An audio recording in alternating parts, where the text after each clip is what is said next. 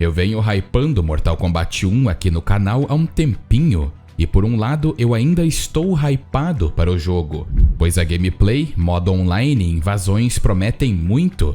Porém, como tudo na vida, existem más notícias, pois o modo história de Mortal Kombat 1 de alguma forma praticamente vazou completamente. E não é minha intenção falar sobre todo o jogo com vocês, ou vazar todo o jogo aqui, porque ainda quero que vocês experienciem o bom e ruim desse modo história, e também, é claro, para manter o elemento de surpresa. Mas nesse vídeo eu vou dar detalhes a vocês que são confirmados a ser verdade, e também, infelizmente, acabar com algumas ideias criativas que os fãs criaram sobre o jogo. Então, sem delongas, para começar, a primeira parte do jogo é completamente incrível e a NetherRealm está de parabéns. Apesar de alguns personagens serem meio desperdiçados, os personagens principais em grande parte foram explorados de forma decente o suficiente para torná-los interessantes, e isso se aplica a todos que jogamos no modo história. A próxima informação não é bem um spoiler, e sim um aviso. Todos os personagens do Combat Pack aparecem na história, com exceção, é claro, daqueles que não são de Mortal Kombat.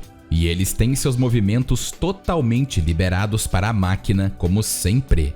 O único que não é enfrentado na gameplay é Takeda, mas Ermac e Quan Chi fazem parte da história, e Takeda também, só que uma pequena pontinha.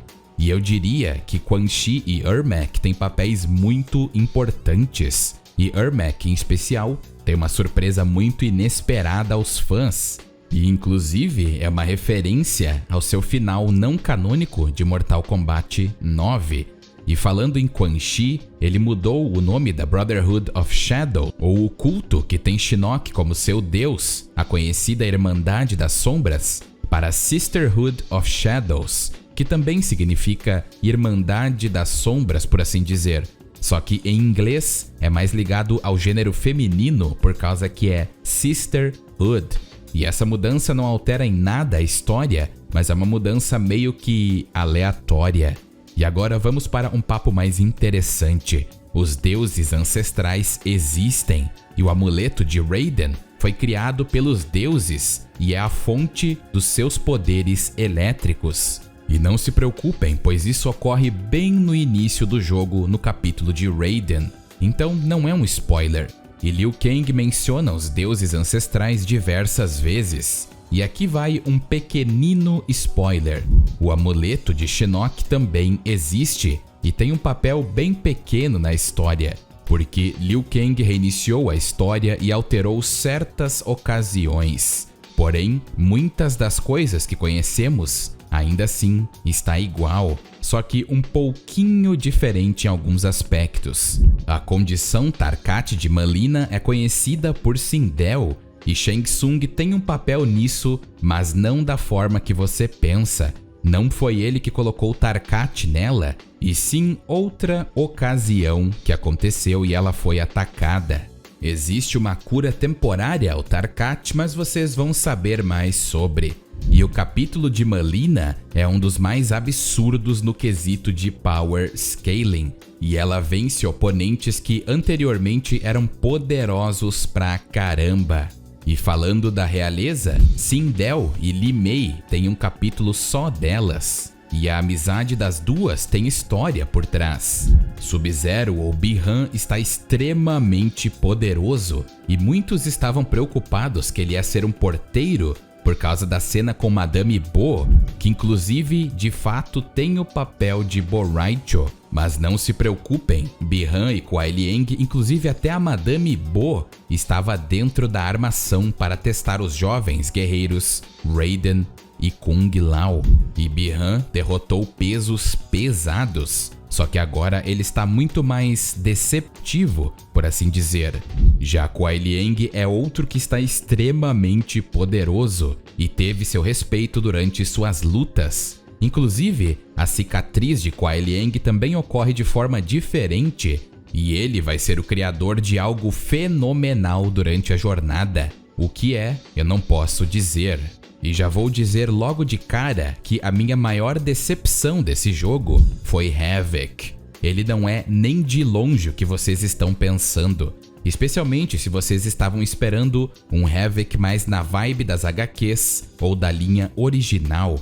E se você viu meu vídeo de Havik que eu recomendo, saiba que ele, nessa linha do tempo, está com um poder infelizmente bem abaixo do esperado.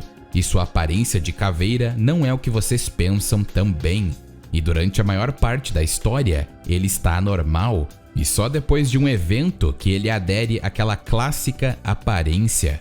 Kenshi é outro que tem uma origem diferente, e a história de seu clã e sua missão para livrá-los das mãos da Yakuza é muito interessante, e a busca dele por Sento agora é muito mais pessoal. E seus olhos também são perdidos de forma diferente, mas a sua interação com a Sento é incrível. E ele tem uma luta em cutscene que é incrível.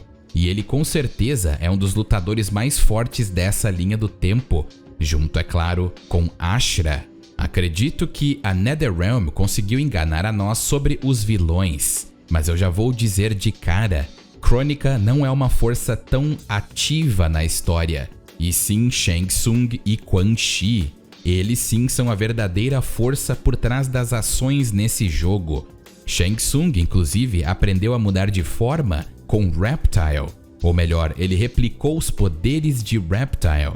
E ele tem sua influência em ambos os reinos, a Terra e a Exoterra. Então não se surpreendam no modo história se a influência de Shang Tsung se estender para outros reinos. Quan Chi está de novo com seus planos de criar eventos relacionados a almas, assim como nas outras linhas do tempo. Só que ele tem uma origem até diferente, por assim dizer, e sua pele branca também é resultado de outra coisa diferente, que também é relacionada a esses eventos que ele está tentando trazer. Estou sendo especialmente vago para não estragar a surpresa. O exército que vimos, que muitos diziam que era de Onaga, na verdade é o exército dragão do Imperador Ying e não de Onaga. E esse exército não é mencionado de ser de um rei dragão, porque até onde deu para perceber, a fortaleza Ying faz parte do Reino da Terra. E falando no Reino da Terra, no meu vídeo sobre Nitara e o seu trailer, eu falei que ela era afetada pela luz solar da Terra na linha do tempo original, mas dessa vez Quan Chi tem uma mão nessa resistência ao Sol que Nitara e seu povo desenvolveu, então fiquem ligados nisso, mas essa resistência não é muito bem explorada no jogo, infelizmente. Uma das maiores surpresas de Mortal Kombat 1 foi Baraka. Ele deixou de ser um porteiro e tem um capítulo só pra ele. E é confirmado que ele é um Edeniano, e através de puro escalonamento, ele está acima de muitos personagens, e o cara é uma fera, e só não derrotou um feiticeiro muito poderoso porque foi parado. O cara teve um 360 em termos de história e poder. Reptile também tem um capítulo próprio, e lá ele derrota muitos personagens notáveis, e sua história também é ampliada. Inclusive, Reptile vence um oponente notável até demais, e ele deixou de ser um porteiro, agora o cara é realmente the real deal. E muitos vão ficar furiosos ao ver alguns dos oponentes que ele derrotou. Agora se tratando de Liu Kang. Como sabemos, ele sabe de muita coisa, e viu praticamente todas as linhas do tempo, e sabe tudo sobre outros personagens. E existe uma cena no jogo envolvendo outros personagens que Liu Kang não tinha visto nessa linha do tempo, mas ele reconhece ambos instantaneamente e até mesmo referencia a antiga linha do tempo a um personagem que estava ali junto. Agora, se tratando da tão querida e amada vilã Kronika, ela de fato usa o nome de Damashi, e no início ela parece ser a pedra no sapato de Liu Kang, mas Geras fala algo muito importante sobre os titãs. Então Crônica é muito mais do que você acha. Se tratando da trama, existe muito mais ocorrendo no contexto universal do que vocês pensam. E toda a trama do vilão está ligado a outra realidade misteriosa que acabou aparecendo devido aos acontecimentos do final de Mortal Kombat 11. E esses eventos têm muita importância na segunda metade do jogo.